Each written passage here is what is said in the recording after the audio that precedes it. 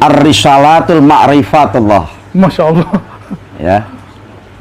Yang ditulis oleh seorang yang bernama dalam keheningan, Abiyah Ahmad Al-Badar.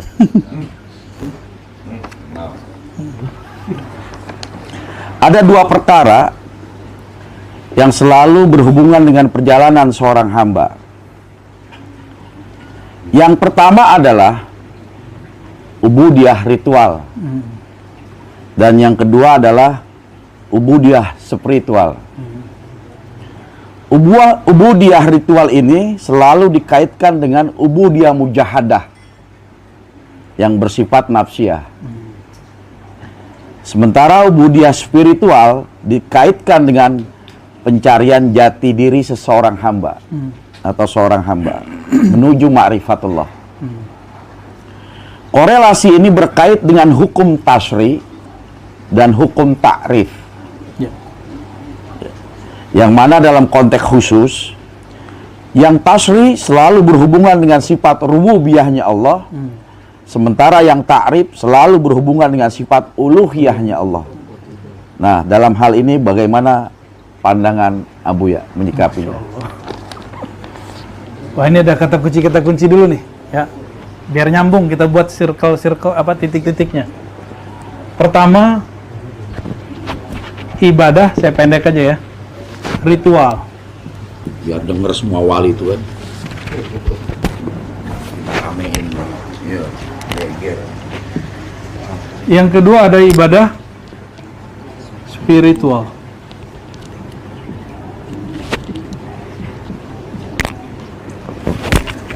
Ritual ini kita sebut dengan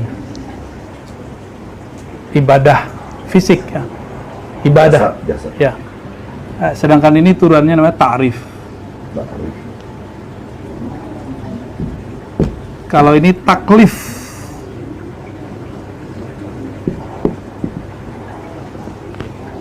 Ta'rif itu ma'rifat.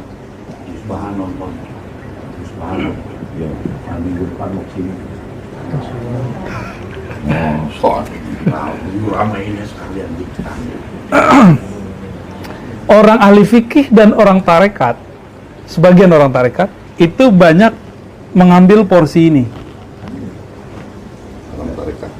Makanya kalau kita belajar fikih, kita nanya, Ustadz, ini pahalanya apa? Ini dalilnya apa? Gitu. Ini rahasianya apa? Kalau saya baca sholawat begini, bisa kaya nggak? Nah, ini ritual-ritual. Agak tinggian dikit jadi orang torikot, pengen tenang, itu udah bagus tuh. Pengen jiwanya itu nggak liar, pengen khusyuk, itu udah tinggi tuh untuk ukuran taklif ya. Tapi nama taklif apa arti taklif? Beban. Ini beban. Maka seorang murid ketika datang ke mursyid yang mengajarkan ritual torikot taklif, ritual torikot yang isinya wirid, ijazah, itu murid terasa dibebani. Maka keluarlah kalam Abul Hasan Syazili, Syaikhuka man la yatubu bukan, ya. Gurumu yang hakiki, guru spiritual, itu beda dengan guru ritual. Kalau guru spiritual bikin beban untukmu. Kalau guru spiritual, berapapun beban pasti engkau lakukan. Nggak ada beban. Assalamualaikum warahmatullahi wabarakatuh. Bismillahirrahmanirrahim. Ashhadu an la ilaha illallah wa ashhadu anna Muhammadar Rasulullah. Allahumma salli ala Sayyidina Muhammad wa ala ali Sayyidina Muhammad. Rabbi shrah li sadri wa yassir li amri wahlul 'uqdatam min lisani yafqahu qawli. Amin. Bismillahirrahmanirrahim. Salam hormatku buat para sahabat-sahabatku tercinta, baik yang ada di dalam maupun yang ada di luar negeri. dan dimanapun. Semoga kita semua selalu di dalam lindungan Allah Subhanahu wa Ta'ala. Amin ya Rabbal Alamin. Pada subuh yang indah ini, sebelum kajian kita mulai, marilah bersama-sama mengumandangkan kalimat-kalimat thayyibah. Subhanallah walhamdulillah wa la ilaha illallah wallahu akbar wa la hawla wa la quwwata illa billahil aliyyil azim. Alhamdulillahi rabbil alamin. Pada sesi kali ini, semalam ada sahabat kita yang datang dari Malaysia bertanya kepada saya lewat komentar di YouTube. Kang Mas, bila sudah mengenal Allah, bila sudah tahu Allah, bila sudah bertemu Allah, apakah kita masih wajib mengerjakan sholat 5 waktu? Apakah kita masih wajib mengerjakan semua perintah-perintah ibadah-ibadah yang diperintahkan di dalam agama? Apakah bisa ditinggalkan bila kita sudah mengenal Allah? Bila kita sudah tahu Allah? Bila kita sudah bertemu Allah? Pertanyaan sahabat kita dari Malaysia bertanya demikian. Alhamdulillahirabbil alamin. Manusia bila masih tahu diri manusianya, itu tandanya manusia belum mengenal Tuhannya. Maka wajiblah manusia bila belum mengenal Tuhannya, wajib bersyariat. Kenapa? Tujuan syariat itu, tujuan syariat agama apapun, sebenar-benarnya itu bertujuan supaya manusianya bertuhan di dalam syariat-syariat agamanya. Tujuan manusia diutus untuk bersyariat supaya manusia di dalam hatinya tidak jadi Tuhan lagi di dalam syariat-syariatnya. Apa buktinya? Bila manusia menyatakan bahwa dirinya bertuhan, tentunya manusianya sudah tak bisa lagi apa-apa. Tentunya manusianya sudah tak bisa lagi bersiapa-siapa.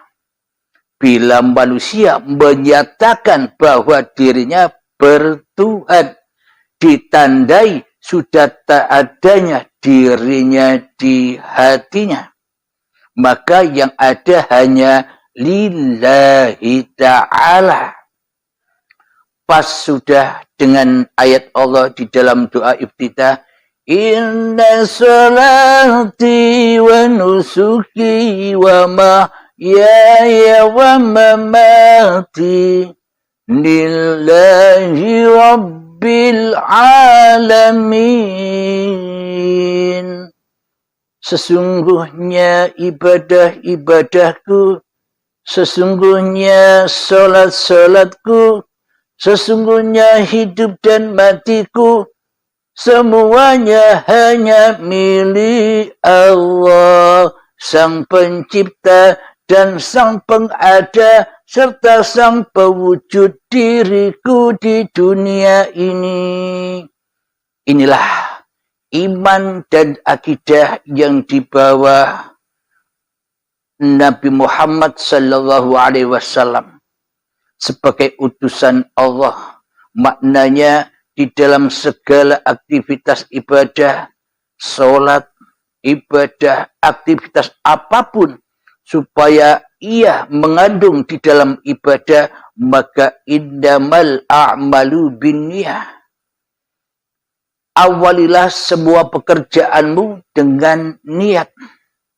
Dengan niat itulah supaya kita tidak jadi Tuhannya sholat.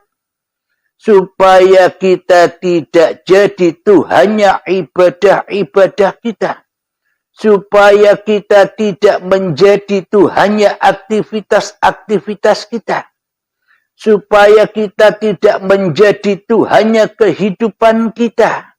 Supaya kita tidak menjadi Tuhannya badan-badan kita sendiri. Itulah tujuan niat, dan inilah innad dina indallahil Islam. Inilah yang dimaksud sesungguhnya agama yang diridhoi di sisi Allah itu ketika selamatnya hatimu menuju Tuhan yang telah menciptakan kamu. Namun bila hati kita belum selamat, namun bila hati kita masih kewujudan diri manusianya di hatinya, meskipun syariat sudah kita penuhi, sholat 5 waktu sudah kita penuhi, sholat rawatib sudah kita penuhi, ibadah-ibadah sudah kita penuhi, bila di dalam hati kita yang ada, yang wujud, yang kuasa, yang hidup, masih diri manusia kita yang mentuhani syariat-syariat manusia kita, maka semuanya ya percuma. Sia-sia saja. Bahkan itu menjadi racun-racun diri kita sendiri. Dengan itu, dengan sholat, dengan ibadah, dengan banyak zikir, dengan banyak sholawat, menjadikan hati kita semakin sombong kepada Allah. Mengakibatkan hati kita semakin jauh dari Allah. Kenapa? Karena yang jadi Tuhan bukan Allah di hati kita selama ini. Inilah bukti bahwa selama ini bila kita belum mengenal, bertemu, menghadap Tuhan yang menciptakan kita, ya kita wajib dituntut belajar syariat. Agar kenapa? Agar bila kita sudah mengenal Allah, bertemu Allah, untuk meninggalkan syariat-syariat yang kita miliki dahulu, baru kita bisa ketemu Allah.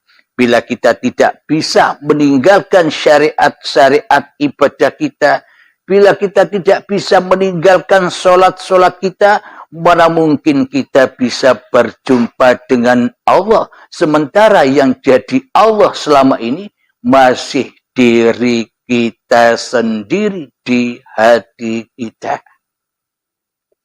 Alhamdulillahirabbil alamin.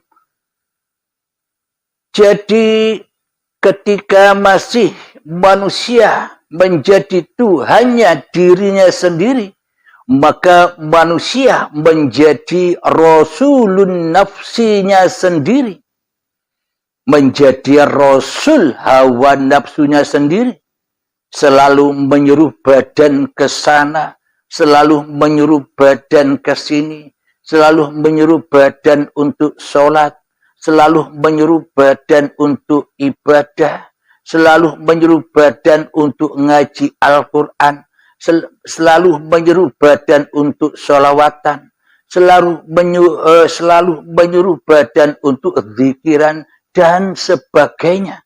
Jadi yang mentuhani di dalam hati kita bukan Allah, tapi masih hawa nafsu kita yang memerintah seenaknya kepada badan yang bukan miliknya.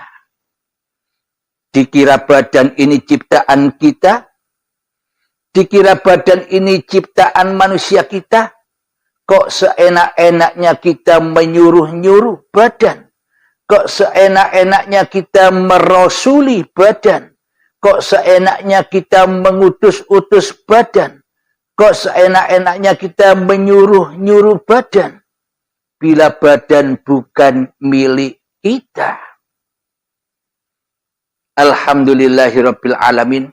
Sebelum kami jawab dengan sedetil-detilnya, wajib diketahui dahulu apa sebelum terjawab yang seharusnya kita ketahui dulu. Sebelum arafa rabbahu, sebelum kita mengenal Allah, kita wajib arafa nafsahu dahulu. Kita wajib tahu diri dahulu. Siapa sebenarnya diri kita ini?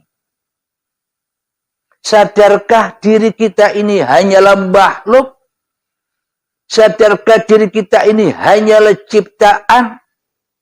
Sadarkah kita bahwa diri kita ini hanyalah diadakan?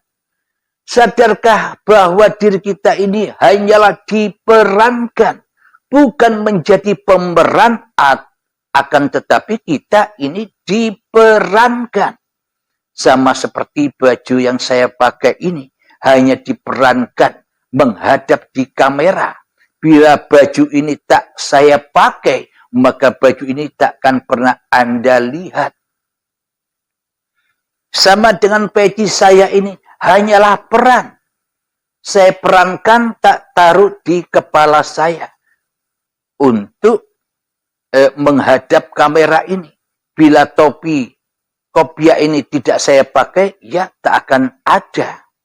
Maka topi, baju, sarung, semua tak punya kuasa tanpa yang memiliki sarung, baju, dan kopiah ini. Jadi pemiliknya lah yang lebih berkuasa untuk memilih memakai yang mana daripada kopiah, baju, dan sarungnya. Masa kopiah, baju, sarung bisa jalan-jalan sendiri? Masa kopiah, baju, sarung bisa sholat-sholat sendiri? Masa kopiah, baju, sarung bisa ibadah-ibadah sendiri? Alhamdulillahirabbil alamin. Maka dari itu, man arafa nafsahu dahulu, siapa dirimu? Sebenarnya dirimu itu tak ada apa-apanya, tak ada siapa-siapanya dibanding Allah. Di dalam surat Al-Insan, sudah datangkah saat itu ketika manusia belum bisa disebut-sebut? Al-Insan ayat pertama. Itulah hakikat diri manusia kita yang laisa kamislihi syai'un, yang tidak bisa apa-apa dan yang tak bisa bersiapa-siapa. Jadi mayoritas manusia menyatakan Allah itu laisa kamislihi syai'un.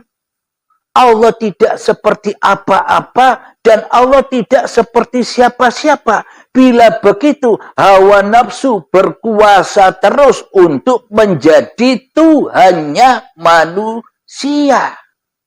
Bila Allah tidak seperti apa-apa dan bila Allah tidak seperti siapa-siapa, berarti hawa nafsu kitalah yang bisa membuat apa-apa. Hawa nafsu kitalah yang bisa menyaksikan siapa-siapa. Berarti hawa nafsu tidak rela bila hawa nafsu ini ditiadakan perannya.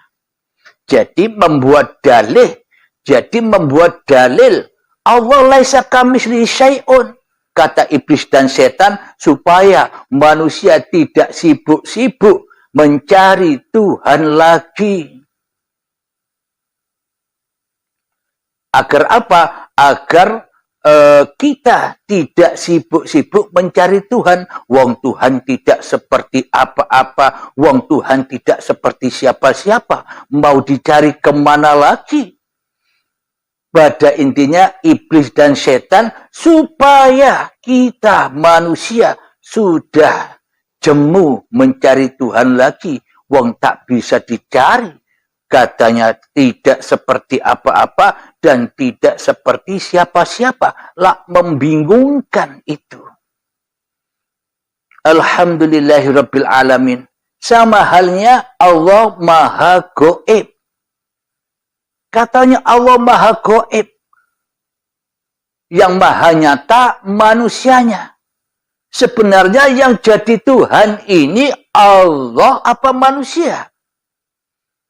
Sebenarnya yang jadi Tuhan ini Allah apa diri kita di hati kita?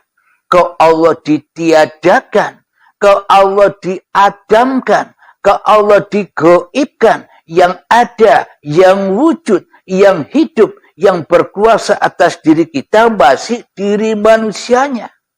Selama-lamanya kita takkan pernah menemukan Tuhan bila Tuhan itu goib keberadaannya. Kita ditipu mentah-mentah oleh iblis dan setan. Ditipu oleh hawa nafsu kita sendiri. Makanya dari itu wajib kita memeranginya guna untuk menemukan Tuhan yang menciptakan diri kita. Kalau kita tak bisa berperang, mana mungkin kita bisa menemukan Tuhan? Bila kita belum menemukan Tuhan, mana mungkin kita bisa ibadah, bro? Salat dan ibadahnya ya sia-sia. Maka akan menjadi menumpuk-numpuk racun-racun di hati saja. Tambah gelap dirimu dengan ibadahmu. Tambah gelap dirimu dengan tahajudmu. Tambah gelap dirimu dengan duha-duhamu. Tambah gelap dirimu dengan puasa-puasa sunnahmu. Tambah gelap dirimu dengan ilmu-ilmumu. Tambah gelap dirimu dengan amal-amalmu. Tambah gelap dan menjadi racun kebanggaan dan kemuliaan hatimu atas orang lain. Kenapa? Karena tidak mentuhankan Allah di hatinya, tapi mentuhankan iblis dan setan selama ini di hati kita. Siapa sih sebenarnya kenyataan iblis dan setan itu? Jadi dihembuskanlah oleh iblis dan setan bahwa setan itu gaib. Kau tak akan melihat aku, kata setan. Setan itu gaib. Jadi tidak usah cari-cari aku, kata setannya. Kenapa? Agar setannya tak bisa diperangi. Mana mungkin kita bisa berperang dengan makhluk gaib? Ya kalah terus. Musuh kita tak nyata, ya keok terus.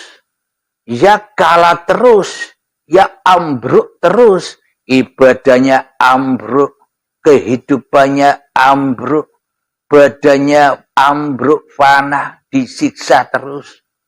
Ibadah-ibadahnya ambruk. Kenapa? Karena menyembah yang ambruk, yakni iblis dan setan. Akan tetapi kenyataannya di dalam Al-Quran sudah diabadikan. Siapa musuhmu? Bukan Allah musuhmu. Selama ini Allah kau jadikan musuh-musuhmu. Selama ini Allah sebagai pencipta dirimu kau tiada-tiadakan. Selama ini Allah kau jadikan musuhmu. Kau goib-goibkan. Selama ini Allah kau jadikan musuhmu sebagai yang tidak kau kuasakan di dalam hatimu. Berarti kita meskipun ibadah, berarti kita meskipun sholat, ternyata di dalam hati kita, kita selalu memusuhi Allah daripada menyembah Allah. Sebenarnya di dalam sholat dan ibadah-ibadah kita menjauhi Allah daripada mendekatkan diri kepada Allah. Itu aplikasi di dalam hati kita selama ini yang tidak pernah kita sadari. Karena kita selama ini tidak rajin membaca kitab suci yang ada di dalam hati kita. Kita hanya membaca kitab-kitab yang kotor selama ini. Kitab apa? Kitabnya iblis dan setan.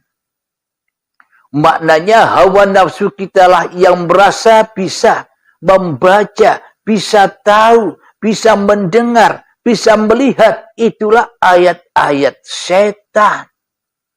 Selama ini yang kita baca hanyalah ayat-ayat setan daripada ayat-ayat sucinya Allah. Bagaimana mungkin kita bisa membaca ayat sucinya Allah? Wong kita belum ketemu Allah. Wong kita belum tahu Allah. Wong kita tidak tahu siapa Allah sebenarnya. Lalu bagaimana mungkin kita bisa beramal soleh kepada siapa? Kita peruntukkan amal soleh itu bila bukan kepada untuk pemuas hawa nafsu kita sendiri selama ini. Jadi bukan untuk Allah, tapi untuk pemuas hawa nafsu kita sendiri selama ini. Jadi seolah-olah manusianya bisa sholat-sholat sendiri. Manusianya bisa ke masjid-masjid sendiri. Manusianya bisa ke gereja-gereja sendiri. Manusianya bisa ke wihara-wihara sendiri. Manusianya bisa beribadah menurut agamanya masing-masing sendiri. Karena di dalam hatinya belum ada Tuhan, ya semuanya bakal tersesat. Diabadikan di dalam Al-Quran, ya ayyuhalladzina amanu, wahai manusia-manusia yang percaya bahwa Tuhan itu ada. Ini maknanya.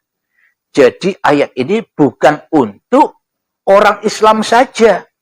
Ayat ini untuk seluruh manusia. Karena seluruh manusia itu ya ciptaan Allah. Bukan ada Tuhan-Tuhan yang banyak menciptakan hamba-hamba sendirinya. Allah menciptakan orang Islam. Allah menciptakan orang Nasrani. Yahudi diciptakan oleh Tuhan-Tuhannya orang Yahudi. Bukan begitu pemandangan di dalam bertuhan itu. Kenapa ayat ini ya ayyuhalladzina amanu, wahai manusia-manusia yang percaya di hatinya bahwa Tuhan yang menciptakan dirinya itu ada. Bahwa kita percaya bahwa kita ini tidak jadi-jadi sendiri. Yang percaya di dalam hatinya bahwa kita ini tidak ada sendiri. Bagi orang atau bagi manusia yang percaya di dalam hatinya bahwa dirinya hanyalah ciptaan yang menciptakan. Berarti ada Tuhan yang menciptakan manusiaku ini. Bagi siapa? Bagi seluruh manusia, seluruh agama manusia, seluruh golongan manusia, seluruh aliran manusia, tak peduli. Karena manusia ya semuanya diciptakan, diadakan, dan diperankan Sang Maha Pencipta. Jadi agama apapun kita, syariat-syariat apapun kita, ya ayyuhalladzina amanu, wahai orang-orang beriman, yakni orang-orang yang percaya di hatinya bahwa dirinya hanya makhluk, yang percaya di dalam hatinya bahwa dirinya hanyalah ciptaan, bukan Tuhan, bukan pencipta. Maka perintahnya udkhulu fis silmi kafah. Masuklah kalian ke dalam agama keselamatan yang sempurna dan keseluruhan. Maknanya, bila kau percaya dengan adanya aku, kata Allah, masuklah ke dalam dirimu agar kau tahu bahwa aku sebagai Tuhanmu, bahwa aku sebagai penciptamu, bahwa aku yang mengadakanmu, bahwa aku yang memeliharamu, bahwa aku yang mengasuhmu, bahwa aku yang mencukupimu, bahwa aku yang menghidupimu, bahwa aku yang mengasihi sayangimu. Masuklah ke dalam dirimu supaya dirimu selamat. Alhamdulillahirabbil alamin. Jadi itulah agama yang menyelamatkan diri manusia dari perbudakan iblis dan setan. Kita wajib perang. Perang dengan siapa? Ya, perang dengan diri kita sendiri. Alhamdulillahirabbil alamin. Jadi diabadikan di dalam Al-Quran pun setan bukan goib, tapi setan nyata. Apa suratnya? Apa dalilnya? Apa ayatnya? Inna syaitana lakum aduwwum mubin. Sesungguhnya setan itu adalah musuh yang nyata bagimu. Coba cek hati kita sendiri-sendiri. Siapa yang paling nyata, yang paling wujud, yang paling ada, yang paling hidup, yang paling berkuasa di dalam hati kita? Siapa? Allah kah atau diri kita? Bila yang wujud, yang nyata, yang hidup, yang berkuasa di dalam hati kita masih diri manusia kita, itulah setannya, bro. Jadi siapakah setan itu? Ya, diri kita sendiri. Inilah setannya selama ini yang selalu menghalang-halangi wujudullah, yang selalu menghalang-halangi uripe Allah, yang selalu menghalang-halangi kuasa Allah. Jadi semua singgah-sana Allah, semua sifat-sifatnya Allah sudah dipakai oleh hawa nafsu kita selama ini.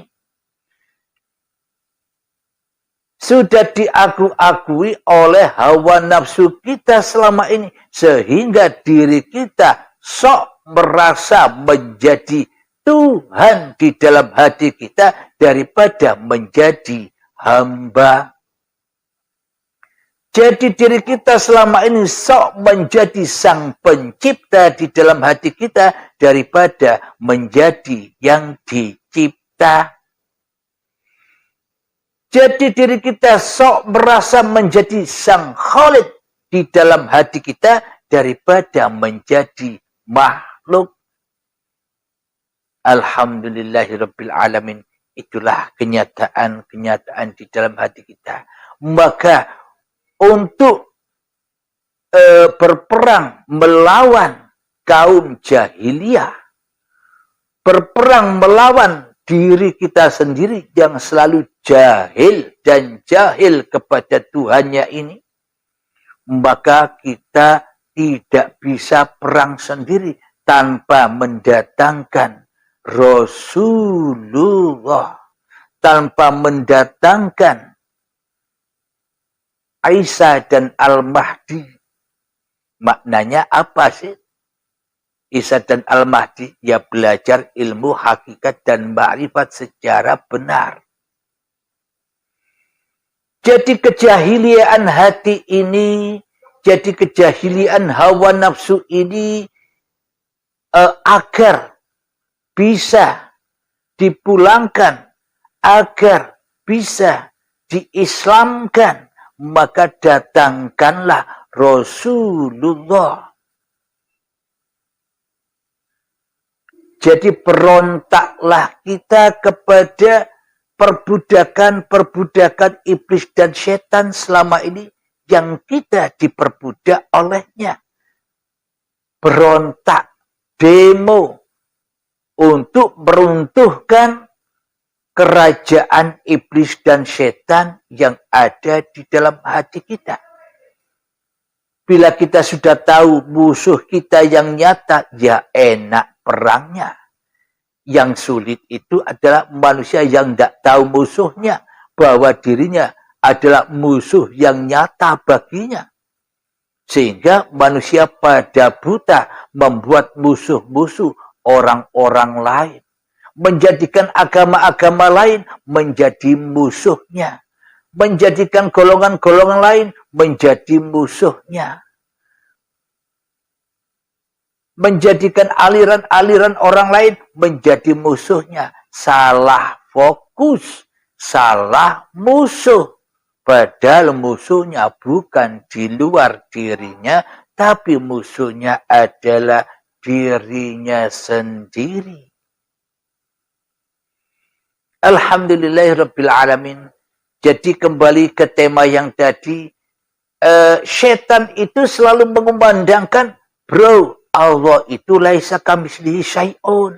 Allah itu tidak seperti apa-apa. Allah tidak seperti siapa-siapa. Tidak mungkinlah Allah menciptakan apa-apa. Tidak mungkinlah Allah menciptakan siapa-siapa. Hanya Engkau yang tahu apa-apa. Hanya Engkau yang tahu siapa-siapa di dalam hatimu. Ini kan menjerumuskan. Meskipun kelihatannya ayat itu memang ada di dalam Al-Quran, diabadikan di dalam Al-Quran, laisa kamitslihi syai'un, benar, tidak ada yang salah, tapi golongan siapa yang berada di sini? Bila manusia menyangka Allah laisa kamitslihi syai'un, ya selamanya manusianya tidak pernah bertuhan di hatinya. Selamanya manusia tidak bisa ketemu Tuhannya di hatinya. Lalu buat apa sholat-sholat dan ibadah kita? Muspro. Tidak ada gunanya. Wong itu hanyalah menambah penyakit-penyakit hati saja. Wong itu hanyalah menambah racun hati saja. Sebelum kita mengenal Allah. Karena yang merasa menjalankan ibadah dan sholat itu masih hawa nafsunya, ya semakin budeklah, semakin najislah hati ini. Bagaimana mungkin kita bisa nyembah Allah sementara kita kufur kepada Allah? Bagaimana mungkin kita menyembah Allah sementara kita selama ini selalu dan selalu jahiliyah, mensekutukan Allah dengan diri kita sendiri di hati kita selama ini. Inilah kenyataan yang selama ini belum kita baca. Ayat-ayat suci Allah yang selama ini kita tinggalkan. Kita sibuk mencari di luar, tapi yang di dalam menjadi kuburan dan gelap. Kita sibuk berziarah ke para wali-wali. Kita sibuk berziarah ke makam para wali-wali. Sedangkan kuburan walinya di dalam hatinya mati. Kuburannya sendiri, walinya di dalam hatinya gelap. Maka ya gelap semua. Karena Allah tidak memandang wajah dan hartamu. Allah tidak memandang ilmu dan amalmu. Allah tidak memandang nasab-nasab keturunanmu. Turunan siapa kamu? Tidak dipandang oleh Allah. Bila Allah memuliakan turunan Nabi, Kan'an kok celaka. Tidak mengikuti ayahnya Nabi Nuh. Jadi Allah tidak melihat itu semua. Allah hanya memandang siapa yang kau pertuhankan di hatimu. Bila yang kau pertuhankan di dalam hatimu adalah dirimu yang ada, yang wujud, yang nampak, yang jelas, yang berkuasa, yang berilmu, yang merasa beramal. Meskipun kau turunan presiden, meskipun kau turunan khalifah, meskipun kau turunan nabi pun, semuanya tak ada gunanya. Jangan kau mencari mulia, karena yang mulia itu adalah Tuhan yang menciptakan kamu. Nabi Muhammad sallallahu alaihi wasallam, baginda Nabi, dan Nabi Isa pun juga pernah wanti-wanti berwasiat kepada para sahabat-sahabatnya. Wahai sahabatku, jangan pernah kau memulia-muliakan aku. Jangan pernah kau mendewa-dewakan aku. Aku ini hanyalah manusia biasa seperti kamu. Bedanya aku hanya menerima wahyu dari Tuhanku untuk kusampaikan kepada kamu. Namun dewakanlah, namun Tuhankanlah, namun muliakanlah Tuhanku dan Tuhanmu. Ini kata Nabi Muhammad sallallahu alaihi wasallam dan kata Nabi Isa alaihissalam. Jadi maknanya apa? Jadi dewakanlah, Tuhankanlah, muliakanlah hidup yang menghidupi aku dan hidup yang menghidupi dirimu. Itu yang harus kau mulia-muliakan. Itu yang harus kau dewa-dewakan. Itu yang harus kau hadap di dalam persembahan dan pengabdian hatimu. Alhamdulillahirabbil alamin. Kanjeng Nabi saja tidak cari mulia, kok manusia cari kemuliaan. Dia tambah jauh dari Tuhannya. Mulia kok dicari. Kenapa kok cari mulia? Karena sebenarnya tidak mulia. Maka cari itu cari mulia.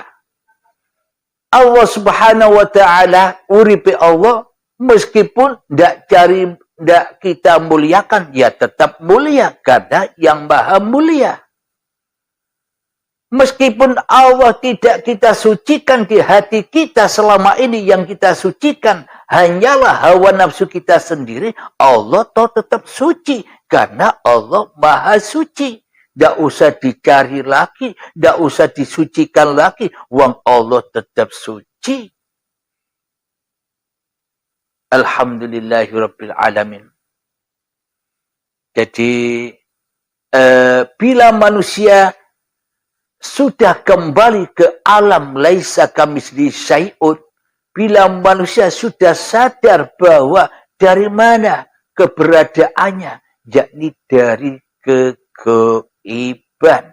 Manusianya dari ketiadaan. Manusianya dari ketidakwujudan. Manusianya berawal dari ketidakhidupan. Manusianya berawal dari ketidakkekuasaan. Ketidakkuasaan sesuai umurnya manusia. Seumpama saya umur 50 tahun. Di mana saya 50 tahun yang lalu? Kan tidak ada. Kan bukan siapa-siapa. Kan bukan apa-apa saya 50 tahun yang lalu. Nah, bila laisa kamitslihi kita sandarkan kepada Allah, maka selamanya kita yang jadi Tuhan di hati kita. Ora bisa nembokke pangerane. Akan tetapi bila manusia kita rela, ridho bahwa kitalah, manusia kitalah yang tak bisa berapa-apa dan tak bisa bersiapa-siapa, maka nyatalah la ilaha illa anta al-malikul haqqul mubin, maka nyatalah Allah bagi manusia yang diciptakan Tuhannya. Maka nyatalah Allah. Manusia gaib, Allah wujud. Manusia Adam, Allah wujud. Manusia mati, Allah hidup. Nah, sama dengan Allah maha gaib. Bagi golongan siapa? Ya bagi golongan orang-orang yang belum kenal Tuhan. Yang diwujudkan hanya manusianya, Allahnya gaib. Ya tak bisa nyembah. Bila Allah itu tak ada, buat apa kita nyembah Allah? Bila Allah itu gaib, buat apa kita nyembah Allah? Ya muspro. Yang kita sembah selama ini hanya yang wujud di dalam hati kita. Yo awake dhewe sing dadi pangeran, mengerani awake dhewe. Alhamdulillahirabbil alamin. Jadi Allah Maha Gaib pun juga bagi golongan siapa? Bagi orang-orang yang jadi Fir'aun. Bagi orang-orang yang lebih wujud daripada wujud Tuhannya di hatinya. Itulah Fir'aun. Apa bedanya dengan Fir'aun? Kira-kira Fir'aun sholat diterima sholatnya? Kira-kira Fir'aun ibadah diterima ibadahnya? Ya semua jadi racun yang meracuni Fir'aunnya. Ya ora ono gunane. Jadi untuk sholat dan ibadah ya kita wajib dulu. Awaluddin ma'rifatullah. Bila kita tak tahu Allah, bila kita tak kenal Allah, bagaimana mungkin kita dikatakan beragama? Bagaimana mungkin kita dikatakan bertuhan? Wong ra ono pangeran di jero dodone kejaba awake dhewe. Yang musprolah. Ya tidak bisa ibadah kecuali nyembah-nyembah awake dhewe, mulia-muliaake awake dhewe, bangga-banggake awake dhewe. Alhamdulillahirabbil alamin. Jadi kembali ke tema awal dari pertanyaan sahabat yang ada di Malaysia. Mohon maaf, minum dulu ya.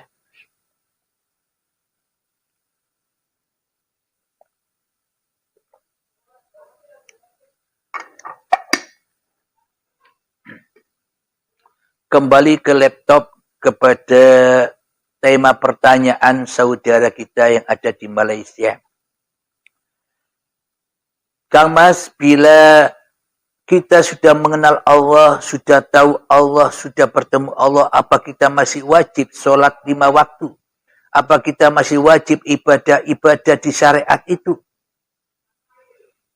Bila Anda memang benar-benar sudah kenal Allah, bila memang Anda benar-benar sudah bertemu Allah, berarti ya Anda bebas meninggalkan sholat. Anda bebas meninggalkan ibadah. Anda bebas meninggalkan seluruh aktivitas-aktivitas Anda. Wong mengenal Allah, wong bertemu Allah itu harus mati dulu.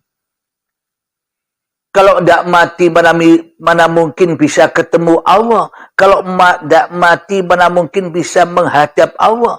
Bila tidak mati, apa bisa berjumpa dengan Allah? Bila Anda sudah mati, apa wajib sholat? Bila Anda sudah mati, apa wajib ibadah? Bila Anda sudah mati, apa wajib melaksanakan kewajiban-kewajiban di dalam kehidupan ini?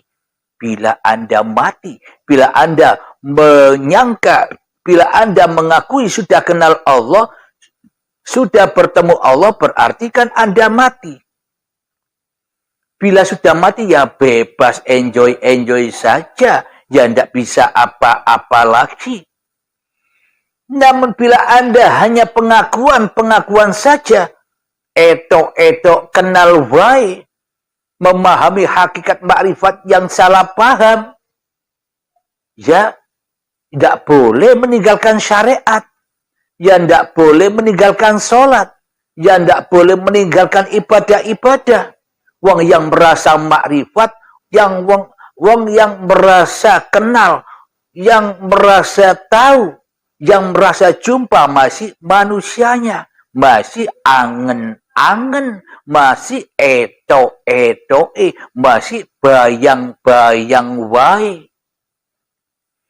Jadi ya wajib sholat, wajib ibadah, wajib bekerja, wajib apa saja sesuai apa yang diwajibkan kepada manusia. Kalau kenalnya mung eto ewai yo ora bebas ninggalke syariat-syariate. Yo pasti masih disiksa dengan syariat-syariat manusianya.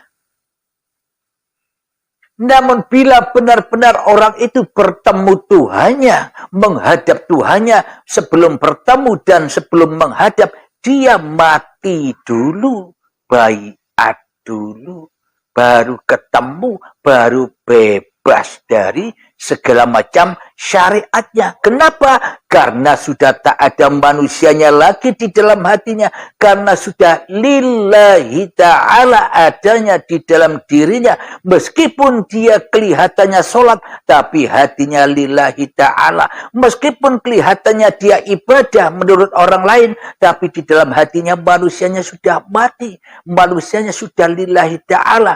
Salat dan ibadahnya, bekerjanya, naik motornya, merokoknya, duduknya, sudah bukan hak milik manusianya. Itu manusia yang sudah mengenal Tuhannya. Itu manusia yang sudah bertemu Tuhannya. Meskipun kelihatannya badannya masih hidup, menurut orang lain, tapi menurut dirinya, bukan manusianya lagi yang berkuasa dan yang hidup di dalamnya.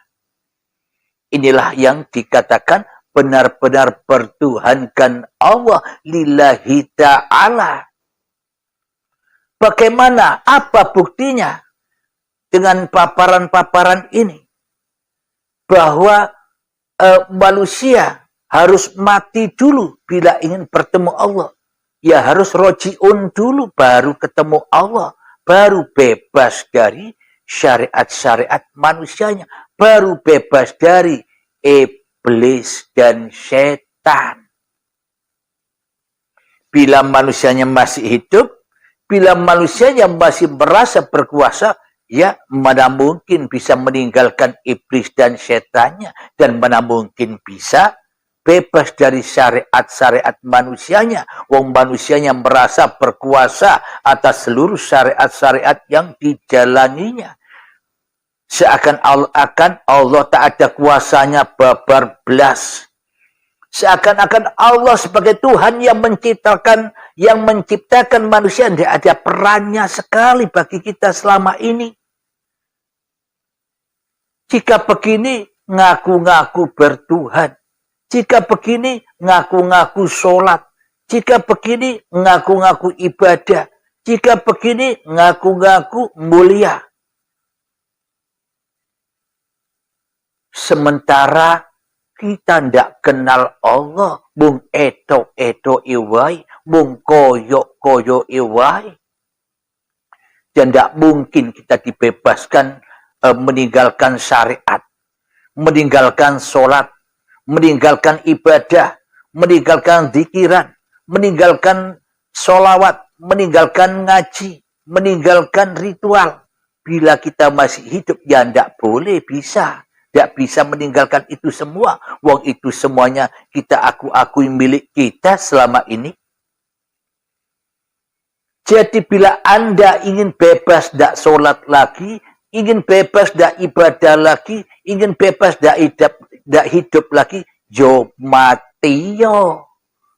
Matikan dirimu sebelum matimu. Maka kalau sudah mati, maka nyatalah wajhullah bagi dirinya. Inilah yang sering disebutkan oleh Kanjeng Nabi Muhammad, innamal a'malu binniyah. Dirikanlah niatmu di dalam apapun laku-laku yang kelihatannya kamu yang melakukan. Supaya kamu dengan niat ini tidak jadi Tuhan lagi. Kelihatannya Anda sholat bila Anda sudah mengenal Allah. Kelihatannya bagi orang lain Anda sholat. Tapi sebenarnya di dalam diri Anda sendiri Anda tak bisa. Anda tak pernah bisa sholat tanpa uripe Allah. Itulah bukti Anda bebas meninggalkan sholat. Karena bukan Anda yang sholat. Itulah bukti bahwa Anda bisa meninggalkan ibadah-ibadah. Karena sesungguhnya bukan Anda yang bisa ibadah.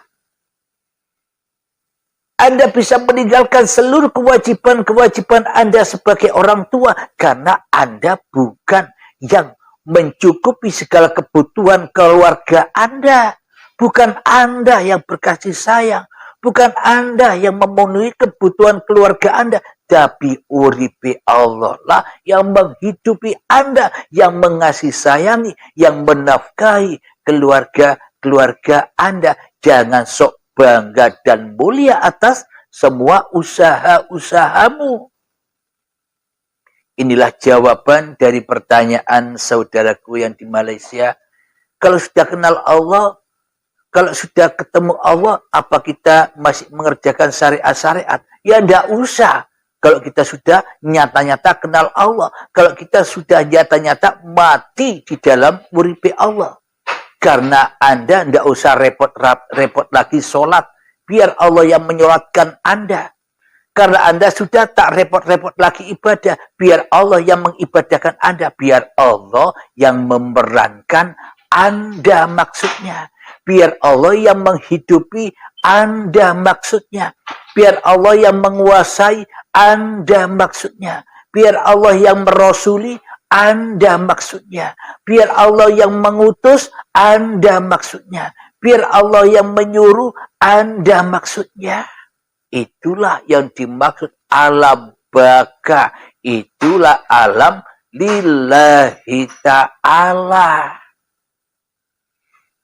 Mari kita lihat jari-jari di Al-Quran untuk menguatkan iman kita semua.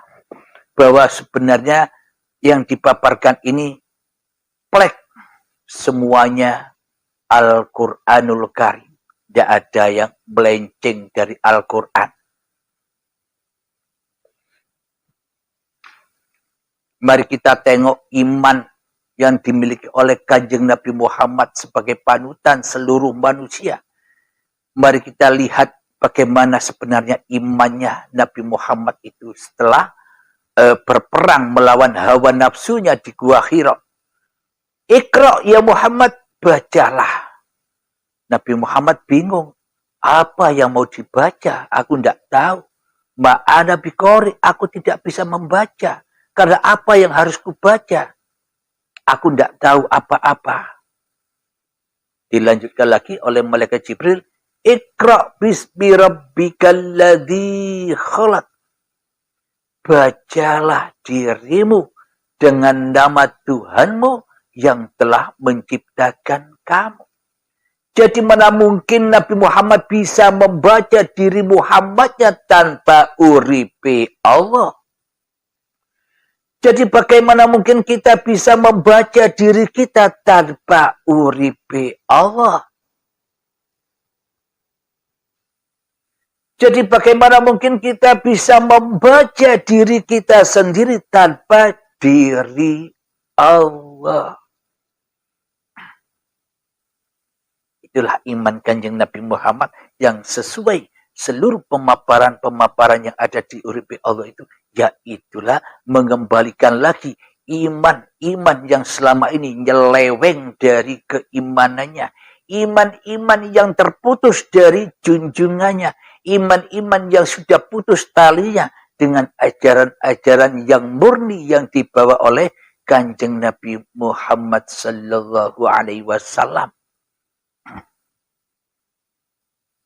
Karena ajaran Kanjeng Nabi Muhammad tidak murni lagi di era yang sekarang ini, maka hancurlah ajaran Kanjeng Nabi Muhammad sehingga terciptalah bermacam-macam agama, bermacam-macam golongan, bermacam-macam aliran, bermacam-macam madhab. Kenapa? Karena tak murni lagi iman yang seperti imannya Kanjeng Nabi Muhammad.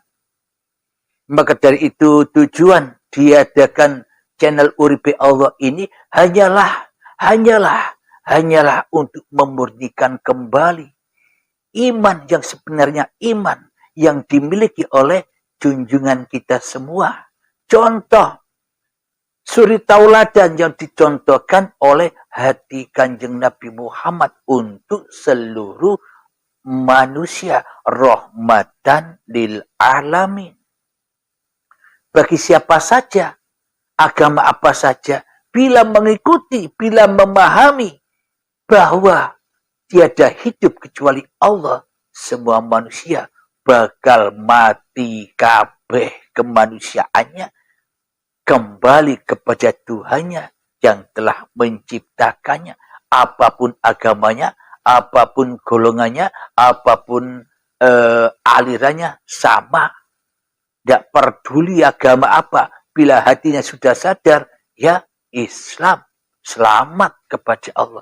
Tapi meskipun agamanya Islam, kita tidak kenal dengan iman yang dimiliki oleh Kanjeng Nabi Muhammad, ya podo wae.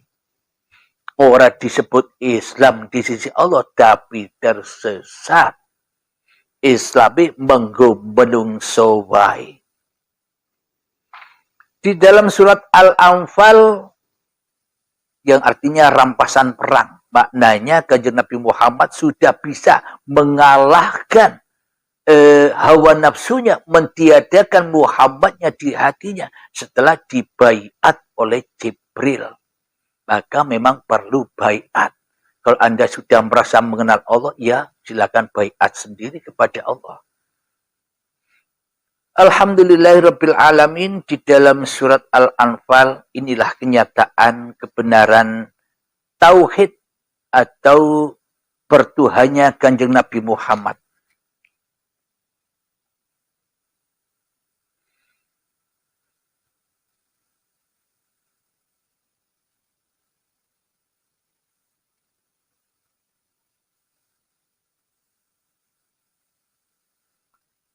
Bismillahirrahmanirrahim. Al-Anfal ayat yang ke-16.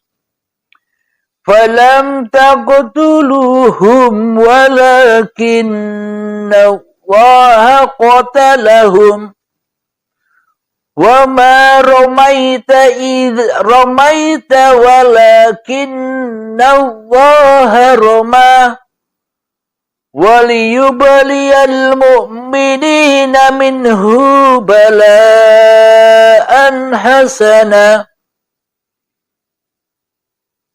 inna allaha sami'un basir.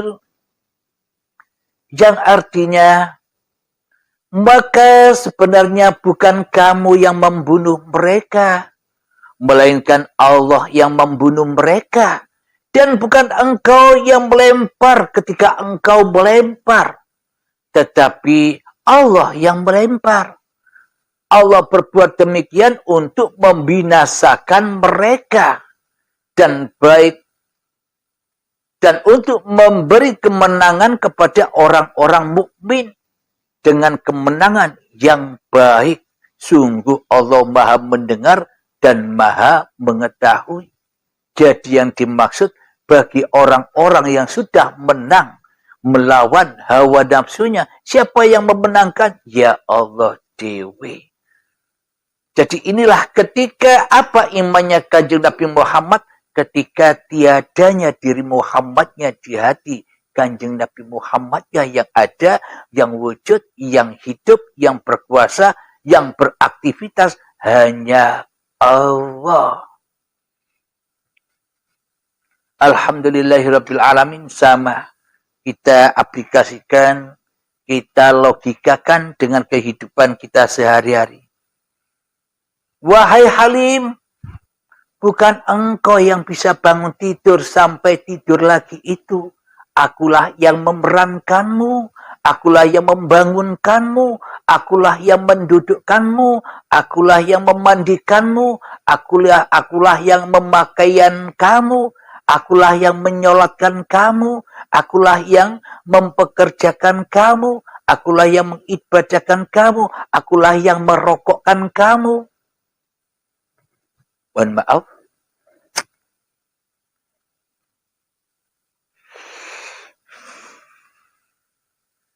Jadi iman Kanjeng Nabi Muhammad itu adalah La ilaha illallah. tiada Tuhan selain Allah. Tiada yang berkuasa atas diri Muhammadnya di dalam hatinya kecuali Allah. Bila kita sudah sama persis imannya dengan kanjeng Nabi Muhammad, la ilaha illallah, maka kita sudah bebas dari sholat. Bebas dari ibadah. Rausa sholat dan ibadah maneh. Mati yawai. Maknanya semua yang kelihatannya seakan-akan kita sholat dan ibadah sudah bukan urusan Anda lagi. Itu perannya Allah. Itu kuasanya Allah. Inilah hati yang lillahi ta'ala itu. Maka dari itu kanjeng Nabi ketika sholat asik berlama-lama sampai bengkak kakinya. Kenapa? Karena asik di dalam kematian diri Muhammadnya. Tenggelam di dalam uripe Allah. Nikmat. Dalam sholatnya hingga bengkak tidak terasa. Yang ada hanya kenikmatan. Sama dengan kita semua. Bila kita sudah mengenal iman yang seperti yang diimani oleh kanjeng Nabi Muhammad, maka meskipun bencana, azab, masalah yang tidak enak, penyakit yang kita hadapi, ya kita enjoy saja. Wong itu yang memerankan Allah semua. Jangan ikut-ikut jadi Tuhan biar tidak disiksa. Apakah iman kita bisa seperti Nabi Muhammad? Ya pasti bisa. Wong sama-sama menungsane. Wong sama-sama ciptaan Allah. Wong sama-sama diisra mi'rajkan oleh Allah seluruh manusia.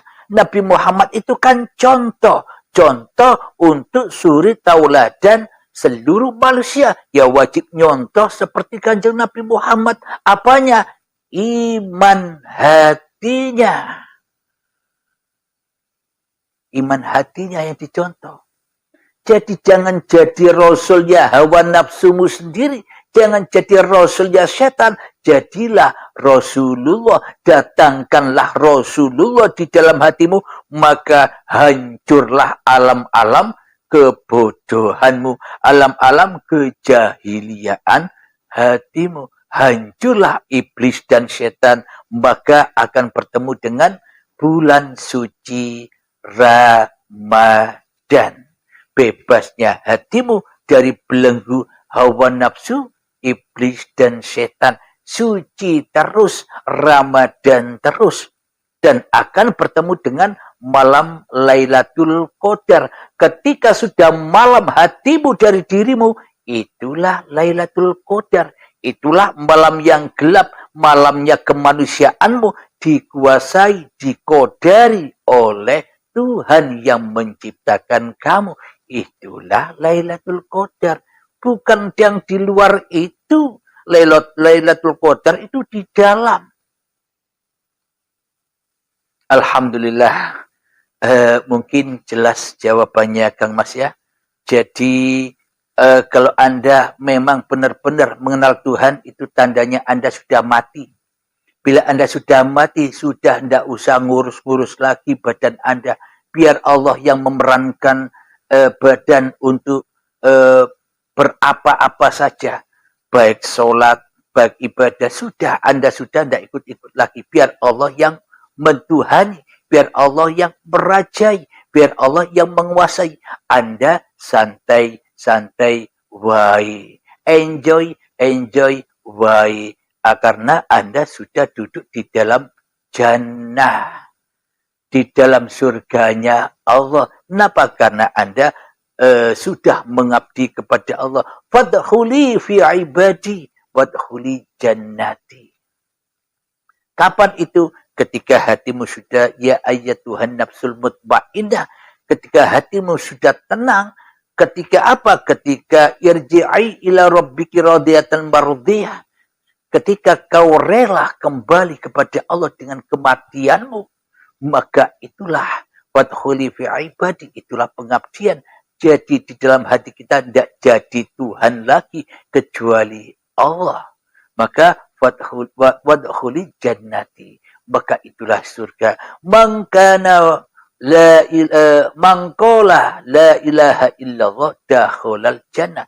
Barang siapa yang sudah teraplikasi la ilaha illallah di hatinya, maka dakhala wis melbu surga.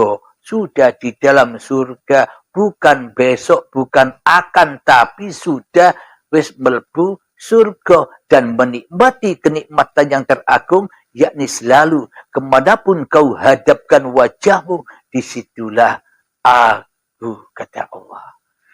Alhamdulillahirabbil alamin. Mari kita akhiri sesi pengajian kali ini. Sebelum kita akhiri, mari kita kembangkan salawat dalimin daf'ul bala agar hati kita terhindar dari balak-balaknya, dari zalim-zalimnya, dari kejahilian hati kita.